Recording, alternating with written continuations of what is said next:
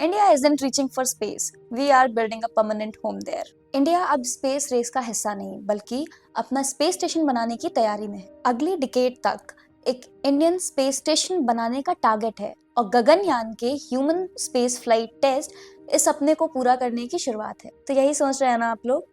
तो समय बिल्कुल सही है क्योंकि 2030 तक जब इंटरनेशनल स्पेस स्टेशन रिटायर होगा तब भारत के पास अपना खुद का एक स्पेस स्टेशन होगा और दुनिया का ध्यान नए स्पेस रेस पर हो। जहां बाकी देश नेशनल या कॉमर्शियल स्टेशन बना रहे होंगे वहां भारत अपने स्टेशन से लो अर्थ ऑर्बिट के नेक्स्ट एरा में एंट्री करेगा। इंटरनेशनल स्पेस स्टेशन के रिटायर होने के समय भारत अपना स्पेस स्टेशन लॉन्च करेगा जहां स्पेस सिर्फ रिसर्च नहीं बल्कि पॉलिटिक्स, बिजनेस और नेशनल लेवल पर अपनी पहचान बनाएगा। और दूसरा कारण है भारत का रनवे, मतलब human space flight program Gaganyaan बिना क्रू के मिशन से होते हुए क्रू तक की उड़ान की ओर बढ़ रहा है, जो एक स्टेशन के लिए टेक की नींव है। As the International Space Station sunsets and China's Tiangong shines, India steps onto the station stage. Past visionaries की बात करें तो विक्रम साराभाई ने स्पेस के लिए भारत के उद्देश्य को निर्धारित किया था, जो कोई प्रेस्टीज की रेस नहीं बल्कि रियल टाइम प्रॉब्लम्स को एडवांस टेक से सॉल्व करना था।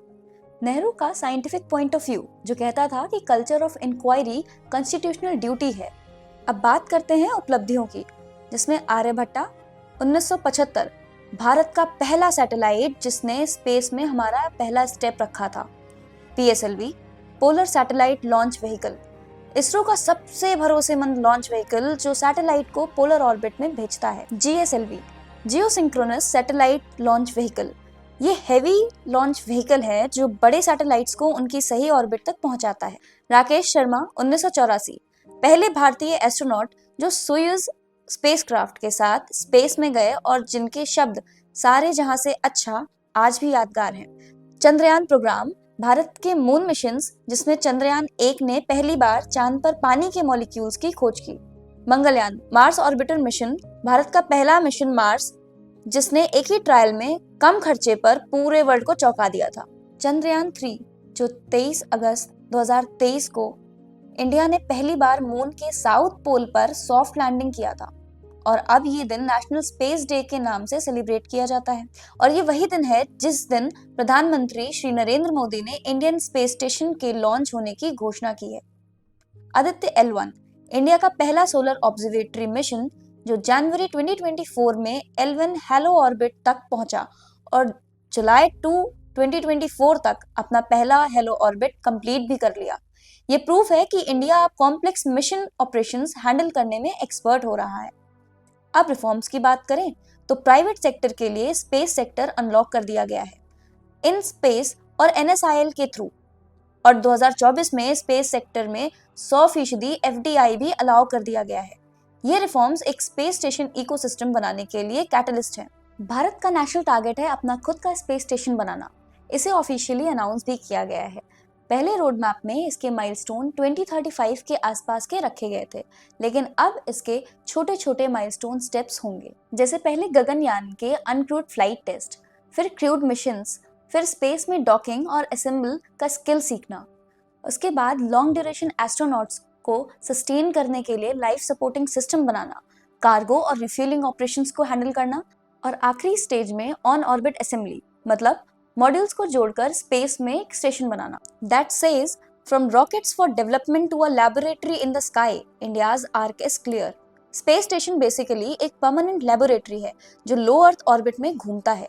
यहाँ एस्ट्रोनॉट्स कंटिन्यूसली रिसर्च करते हैं माइक्रोग्रेविटी में, जैसे मटेरियल्स कैसे बिहेव करते हैं, फ्लूइड्स कैसे फ्लो होते हैं, हेल्थ और मेडिसिन पे एक्सपेरिमेंट्स, इवन खेती तक। इसके अलावा अर्थ ऑब्जर्वेशन होती है, नए टेक्नोलॉजीज टेस्ट होते हैं जैसे रिसाइकलिंग, लाइफ सपोर्ट सिस्टम्स या सैटेलाइट्स को स्पेस में रिपेयर करना। एक लाइन में समझो, ये एक floating IIT, DRDO, AIIMS plus factory है, बस 400 किलोमीटर ऊपर।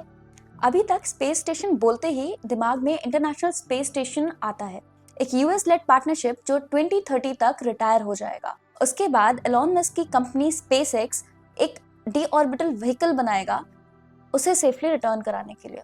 चाइना अपना शियानगोंग स्टेशन चला रहा है जो 2021 से 22 में कंप्लीट हुआ था और जिसके 3 मॉड्यूल हैं।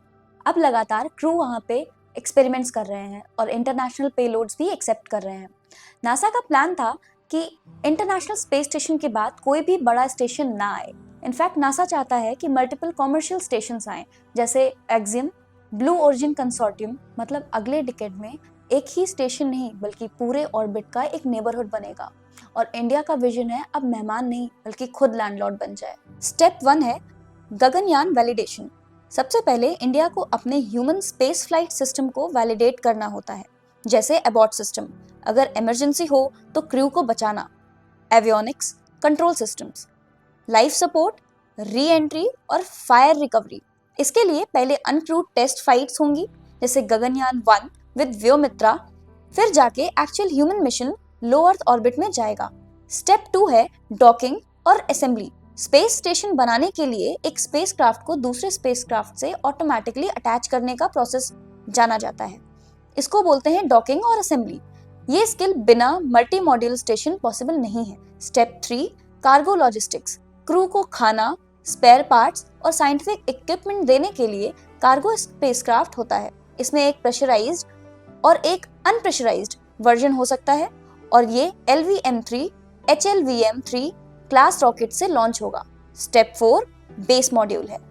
ये स्पेस स्टेशन का फर्स्ट बिल्डिंग ब्लॉक होगा, एक कोर हैबिटेट जिसमें क्रू रह सके, लाइफ सपोर्ट, पावर और एटीट्यूड कंट्रोल हो सकता है।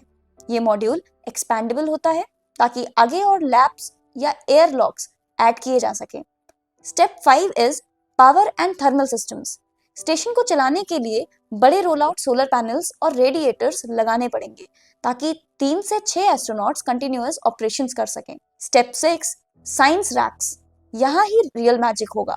एक materials furnace, protein crystallization chamber, cold atom physics setup, biomedical labs और एक अर्थ इमेजिंग डेक जहां से हम अपनी धरती को नए नजरिए से देख पाएंगे। Step 7 and the last step is commercial and international birth.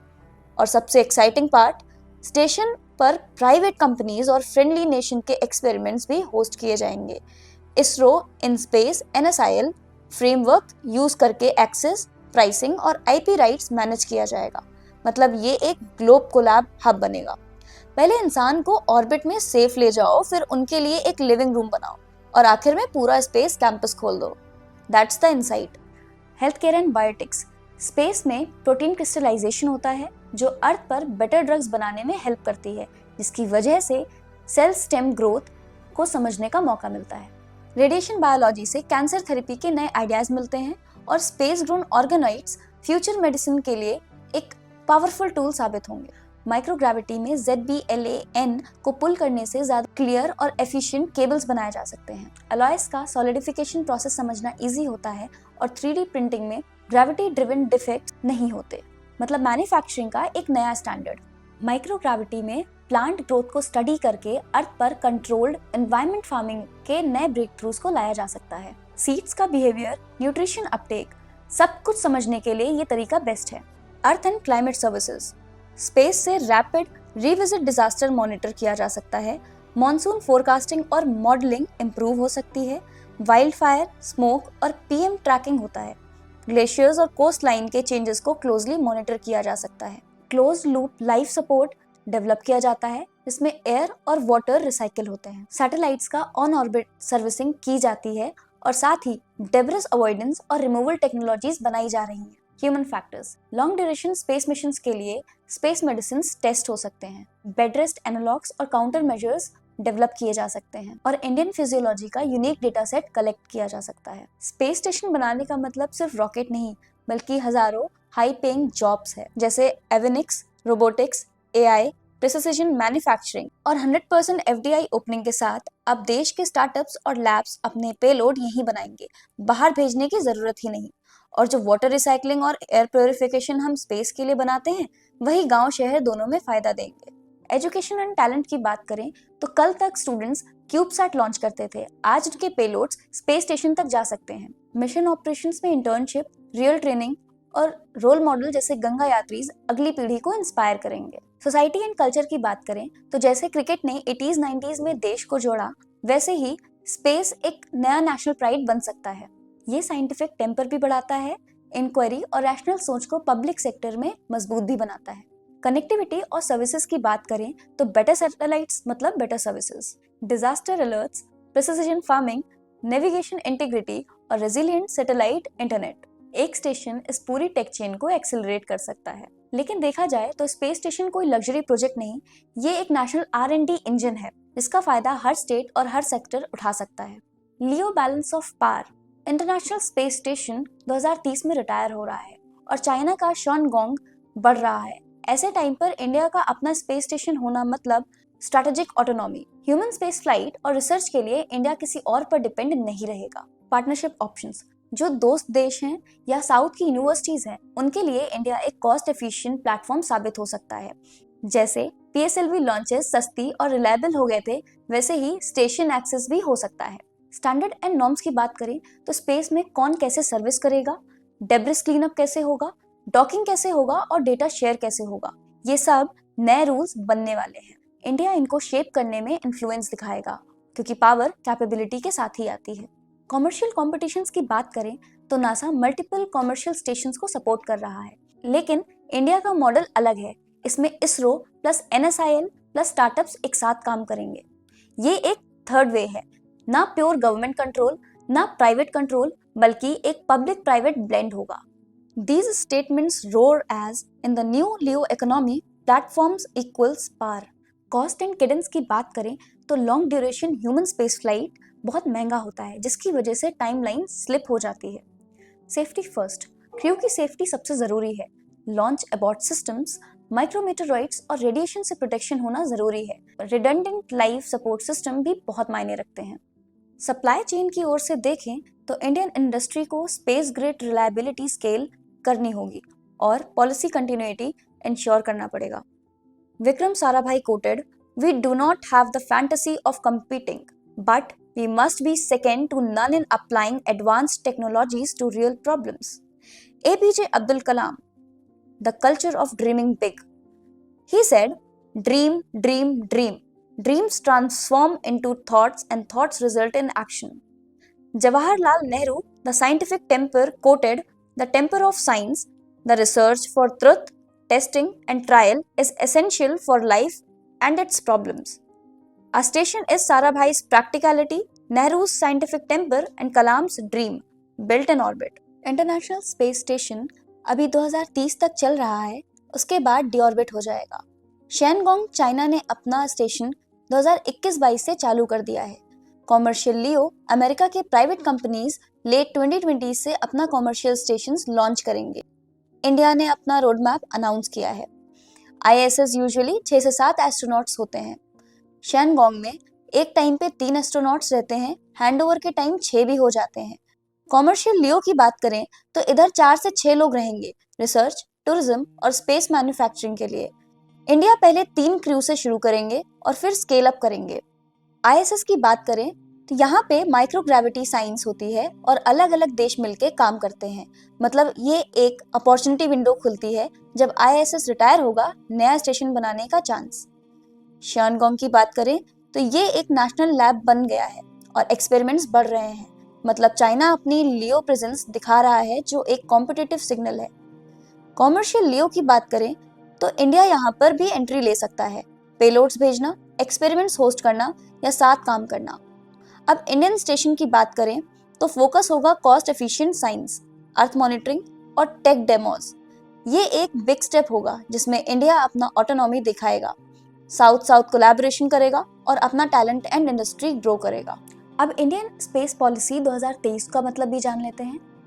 ISRO research and development और स्ट्रैटेजिक मिशंस करेगा। NSIL इसरो के टेक को मार्केट में ले जाएगा, मतलब commercialisation. In space regulator plus promoter का रोल प्ले करेगा, मतलब प्राइवेट प्लेयर्स को एंट्री और सपोर्ट ग्रोथ। FDI एंगल समझे तो अब कुछ स्पेस सेगमेंट में 100% FDI अलाउड है। इसका मतलब बाहर का पैसा, टेक और पार्टनरशिप इंडिया के स्पेस सेक्टर में आ सकती है। पॉलिसी क्लियर है, इसरो साइंस बनाएगा, NSIL मार्केट में बेचेगा, इन स्पेस गेटकीपर और गाइड बनेगा, जिससे अब बाहर का पैसा भी सीधा इंडिया में आ सकता है। We changed the rules on the ground to play better in space. Chandrayaan proved precision, Aditya L1 proved persistence, Gangayaan will prove presence, and the space station will prove permanence.